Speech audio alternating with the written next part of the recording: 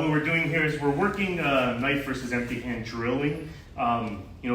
This is quite a precarious position for a Gerald because, no matter what, he's probably going to get cut.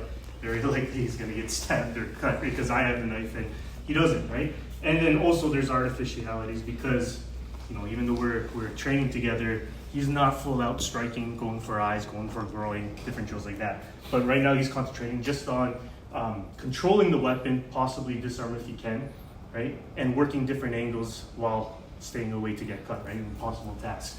Okay, so we're gonna be moving around like this, right? And I don't want to be as obvious and go in one circle. I might want to do triangle footwork to get to the other. Might want to stay up to go to the other. And I want to keep him, guessing where I want to go.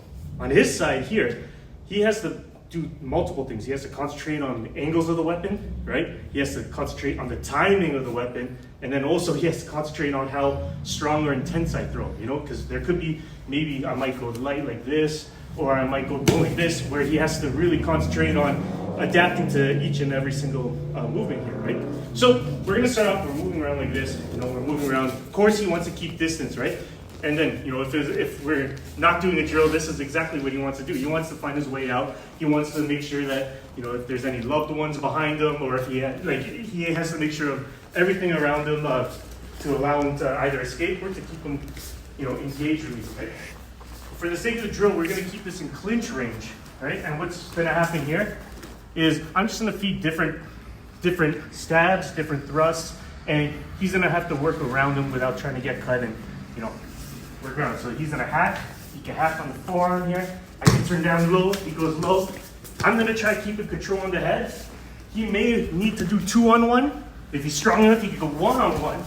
But, there's different things you have to look for, meaning I could switch knife and get the cut here, right? If I could get here, he has 2-on-1 here. I might have to be able to switch on the inside. These knife switches, they happen, and they're very hard to counter and tell, right?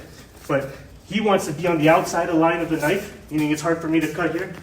And that's opposite of what I want. I want to be on the outside here. So I'm just going to give him various speeds here and different distractions to work with, right? There. He can find his timing where he can throw maybe short shots, right? To try to disorient me and give him like half a second to get away. But again, you got to be mindful of the positions you put yourself into, right? Maybe when he went for the grab, now I got the knife on the low. This is difficult for him. Here, I can switch hands. I can cut hands here. Right? So these are just little things that you should be looking at when you're doing knife versus empty hand drills.